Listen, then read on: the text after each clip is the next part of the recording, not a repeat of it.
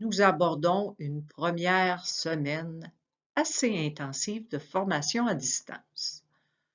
Pour débuter cette semaine intensive, c'est moi, André, qui va vous donner la première formation qui s'intitule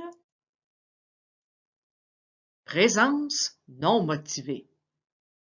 Présence non motivée, c'est vraiment bizarre. C'est pas ce qu'on entend d'habitude.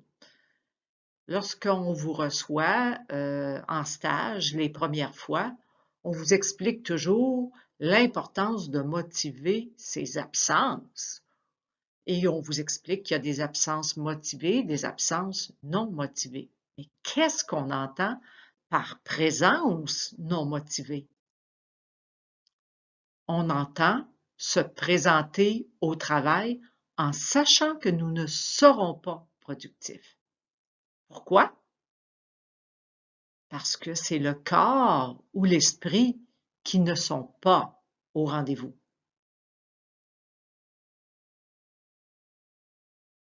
Le présentéisme, qu'est-ce que c'est? On entend beaucoup parler d'absentéisme, c'est-à-dire de ne pas se présenter au travail, mais le présentéisme, qu'est-ce que c'est? C'est une équation mathématique. Donc, on parle d'avoir un problème de santé ou une indisposition psychologique. Un problème de santé, c'est assez facile à nommer. C'est je suis malade, j'ai de la fièvre, j'ai mal au ventre, j'ai fait une indigestion, j'ai un mauvais rhume, une mauvaise grippe. Une indisposition psychologique, c'est je suis tellement absorbée par quelque chose que je vis que j'ai de la misère à être présent, présent pour moi, présent pour les autres, présent au travail. Donc, on parle d'avoir un problème de santé ou une indisposition psychologique. On ajoute à ça aller travailler quand même et ne pas être productif, risquer de faire des erreurs ou d'avoir un accident. Donc, le présentéisme, c'est se rendre travailler alors que nous ne sommes pas dans des bonnes dispositions pour travailler.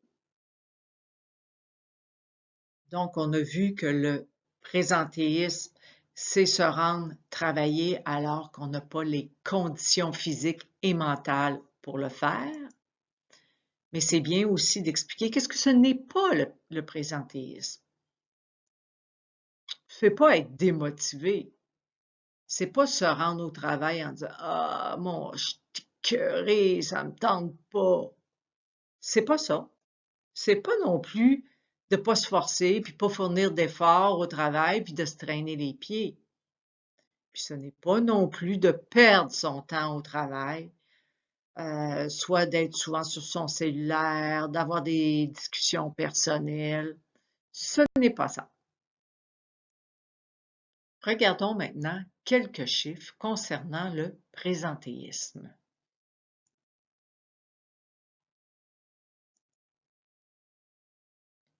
53,4 %, ça veut dire plus de la moitié des gens qui travaillent vont se présenter au moins une fois par année en sachant très bien qu'ils ne seront pas capables de faire leur prestation de travail, c'est-à-dire de donner ce qu'ils doivent donner au travail. Donc, ils ne sont pas dans des bonnes conditions pour travailler.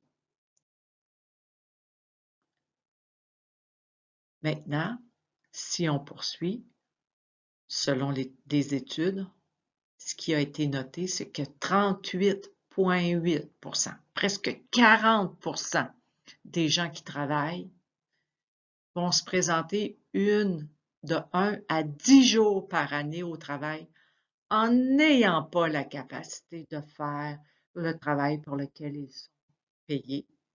Et finalement, près de 15 %, 14,6 % des gens vont se présenter plus de 10 jours par année au travail en n'ayant pas la capacité de faire le travail pour lequel ils sont payés.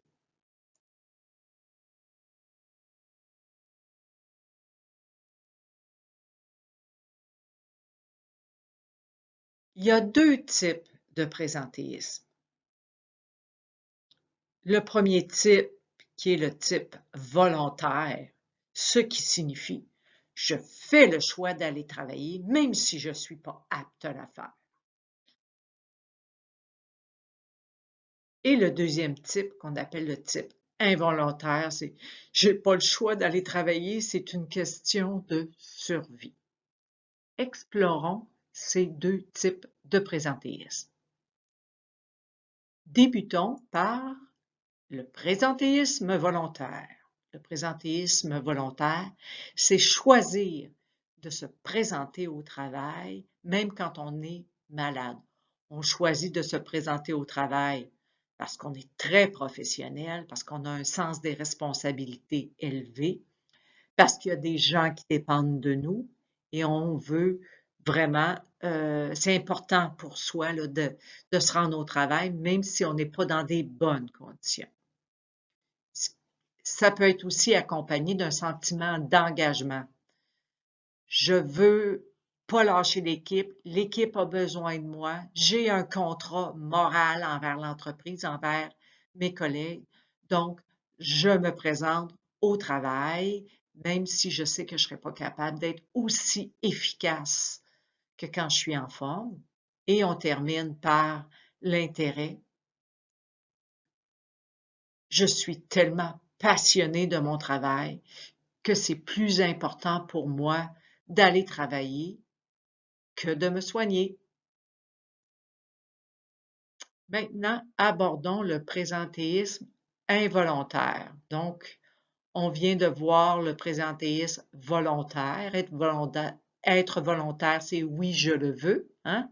Je suis prêt, c'est mon souhait, c'est ce que je désire. Être involontaire, c'est se sentir forcé de se présenter, c'est contre notre volonté, mais nous n'avons pas le choix. Qu'est-ce qui fait que quelqu'un qui n'a pas le choix se présente au travail?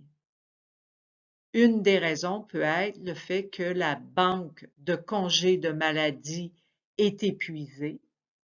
Dans certains milieux, même, il n'y a aucune banque de maladie, donc s'absenter signifie coupure de salaire et pour plusieurs, c'est quelque chose qui n'est pas envisageable de perdre 1, 2, 3 ou 4, 5 journées de travail. Chaque sou est important. Un deuxième élément, parfois, c'est les craintes de représailles de la part de l'employeur, des conséquences négatives, être mal perçu, craindre de perdre son emploi, d'être jugé. Donc, c'est ce qu'on appelle les conséquences négatives et les représailles. Le troisième élément qui peut faire qu'on se présente au travail parce qu'on n'a pas vraiment le choix, c'est que le travail doit être fait et il n'y a personne pour me remplacer.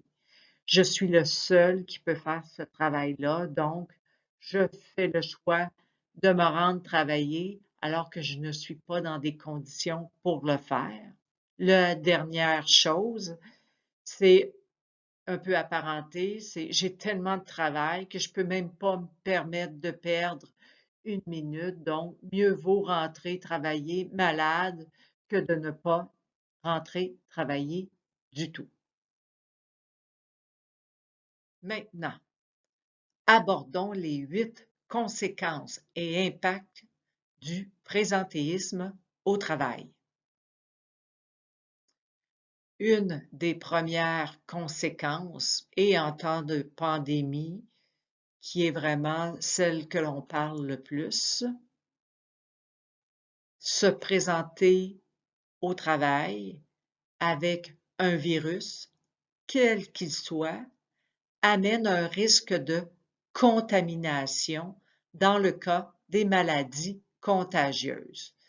Coronavirus, grippe, rhume, gastro. Donc, tout ce qui est des microbes et des virus et qui peut se transmettre à nos collègues.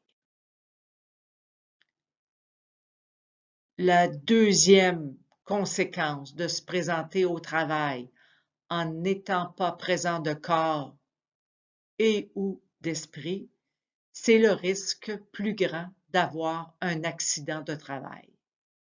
S'ensuit, en plus, le risque de commettre des erreurs.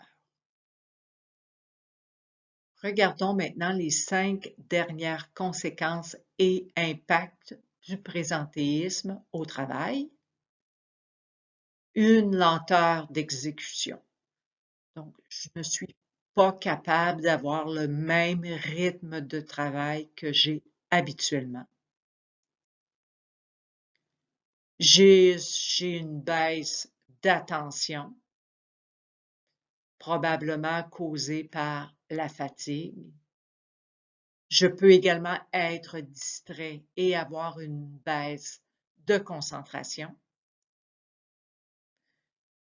Je peux avoir des difficultés motrices, avoir des courbatures, des douleurs musculaires. On peut parler de tendinite, donc tout ce qui est inflammatoire. Et finalement, étirer les pauses pour se permettre de reprendre un peu d'énergie ou parce que la fatigue est trop présente. Parfois, il y a des circonstances qui obligent à se rendre au travail, même quand le corps et l'esprit ne sont pas complètement au rendez-vous. Certaines circonstances font que de se présenter au travail est acceptable, puis certaines circonstances font que ce n'est pas acceptable. Regardons ce qui est acceptable. Aller travailler avec un mal de tête, un léger rhume, des préoccupations personnelles mineures, des petites préoccupations. Qu'est-ce qui devient inacceptable? Aller travailler malgré une infection virale contagieuse, comme on a parlé tout à l'heure, COVID, grippe, rhume, gastro. Aller travailler dans un état d'épuisement professionnel. Aller travailler alors qu'on a un enfant seul et très malade à la maison. Ce ne sont que des exemples.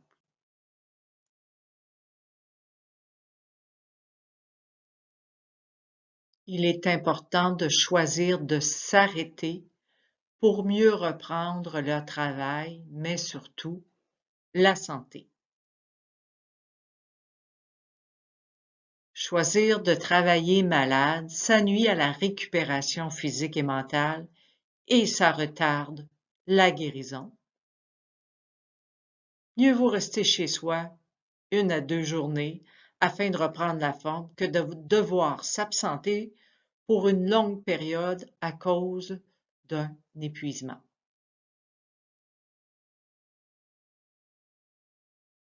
Donc, très important, faites des choix responsables pour vous et pour vos collègues de travail. Maintenant que vous avez visionné la formation en ligne, vous pouvez maintenant aller compléter la courte évaluation en ligne sur le thème d'aujourd'hui, le présentéisme au travail. Cette évaluation vous a été envoyée grâce à un lien à votre adresse courriel de la commission scolaire.